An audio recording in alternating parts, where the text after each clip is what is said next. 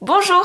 Dans cette vidéo, on va voir ensemble quand est-ce que vous devriez avoir des rapports et également à quelle fréquence pour pouvoir augmenter vos chances de tomber enceinte.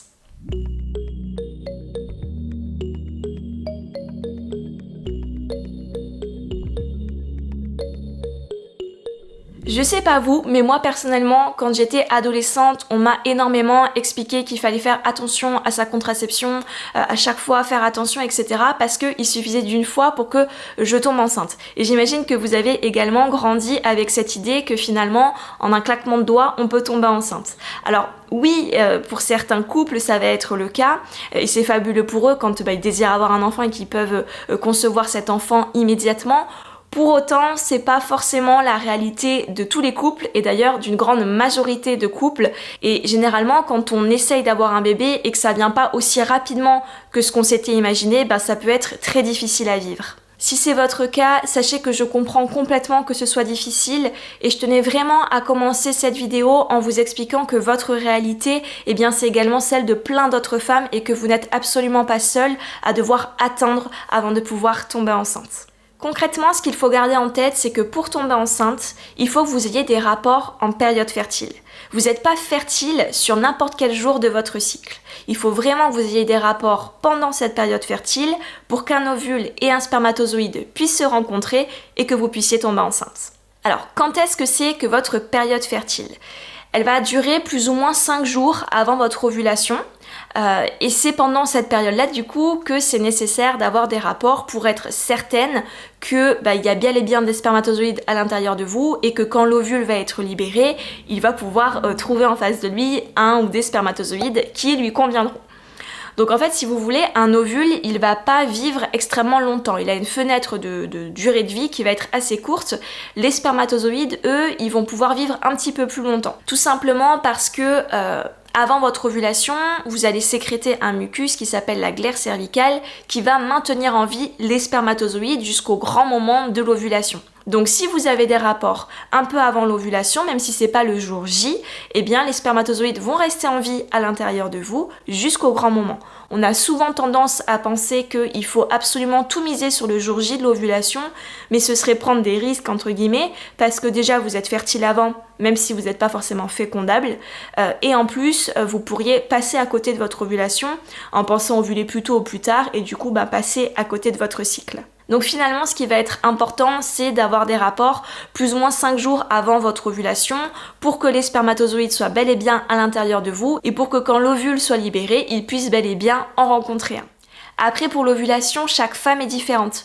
On n'ovule pas toutes au 14e jour comme on l'a appris à l'école. Il y a des femmes qui ovulent avant, d'autres qui vont ovuler après. Il y a même des femmes qui vont avoir un jour d'ovulation qui va fluctuer d'un cycle à l'autre. Donc vraiment, essayez de suivre votre cycle pour pouvoir repérer quand est-ce que vous ovulez et du coup, pouvoir avoir des rapports en période fertile. Votre corps, au fur et à mesure qu'il se prépare à l'ovulation, que vous êtes du coup fertile, il va vous envoyer différents signaux.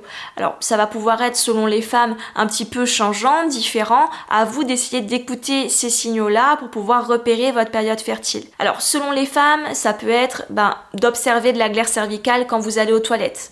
Il y a également des femmes qui vont se ressentir comme humides ou lubrifiées à une certaine période de leur cycle. Là encore, c'est souvent un indicateur d'une grande fertilité. Il y a aussi des femmes qui vont avoir une augmentation de leur libido, qui vont avoir une sensation de gêne au niveau des seins.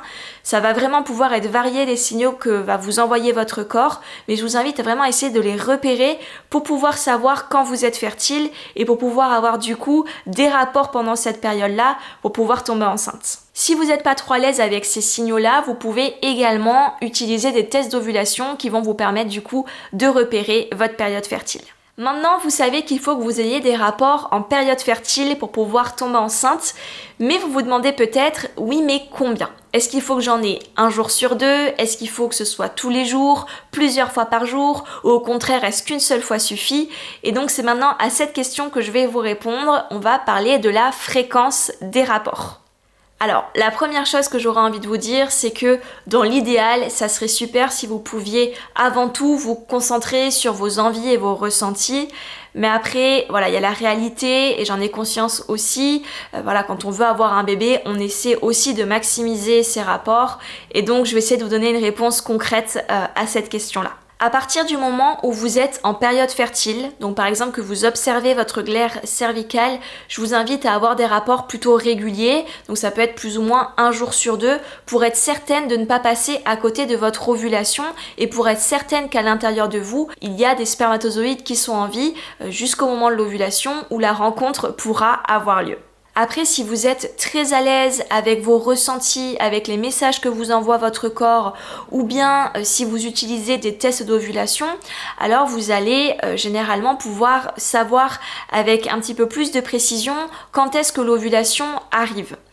Pendant cette période où vous êtes vraiment quelques jours avant votre ovulation, je vous invite peut-être à augmenter, toujours si vous en avez envie, bien évidemment, la fréquence de vos rapports, peut-être une fois par jour, pour être sûr d'avoir des rapports vraiment pendant la période de grande fertilité de votre cycle. Après, pour les tests d'ovulation, ils ne vous diront jamais avec exactitude que vous ovulez à telle heure, parce que chaque femme est différente. En fait, ils vont mesurer une hormone dans vos urines, c'est l'hormone LH que vous allez produire quand vous allez libérer un œuf.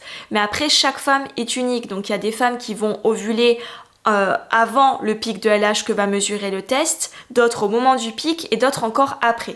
Donc ça vous dira jamais c'est maintenant que vous ovulez, mais ça vous donnera là encore avec un petit peu plus de précision votre période fertile en vous disant vous arrivez vraiment dans votre période d'ovulation, donc c'est le bon moment d'avoir des rapports. Donc si vous utilisez des tests d'ovulation, quand ils commencent à foncer, quand ils commencent à devenir vraiment positifs, ça pourrait être intéressant d'augmenter la fréquence de vos rapports pour pouvoir optimiser vos chances de tomber enceinte. Donc maintenant, vous savez qu'il faut avoir des rapports fréquents en période fertile pour pouvoir tomber enceinte. Mais on me demande également très souvent, est-ce que c'est nécessaire de se retenir entre guillemets, de s'abstenir d'avoir des rapports en dehors de cette zone de fertilité pour augmenter ses chances ou pas? Ma réponse est non, et ce pour plusieurs raisons.